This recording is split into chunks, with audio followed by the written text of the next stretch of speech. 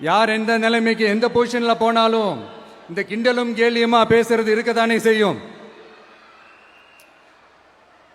நம்மளை பத்தி, நம்ம அரசியலை பத்தி, நம்ம பேச்சை பத்தி இந்த கிண்டலும் கேலியுமா பேசிட்டு தானே இருப்பாங்க. அவங்க எல்லாருக்குமே என் சைட்ல இருந்து ஒரே ஒரு ரிக்வெஸ்ட், தயவு செஞ்சு நிப்பாட்டிடாதீங்க, தயவு செஞ்சு கண்டினியூ பண்ணுங்க. நீங்க தான் என்னோட எனர்ஜி ஃபோர்ஸ். நீங்க பேசிக்கிட்டே இருங்க, பேசிக்கிட்டே இருங்க, பேசிக்கிட்டே இருங்க. நான் மக்களுக்கு தேவையான நல்லதை செஞ்சுக்கிட்டே இருக்கேன், செஞ்சுக்கிட்டே இருக்கேன், செஞ்சுக்கிட்டே இருப்பேன். அடுத்து இப்ப நம்ம புதுசா அந்த சூட்லாம் போட்டு வரோம்ல, அதை பத்தி கூட நிறைய பேர், ஏன் நாமெல்லாம் கோட் சூட்லாம் போடக்கூடாதா? அதிகாரம் செய்யறவங்களும் ஆதிக்க சக்திகளும் மட்டும்தான் கோட் சூட்லாம் போடணுமா என்ன? அப்பெல்லாம் எதுவுமே கிடையாது.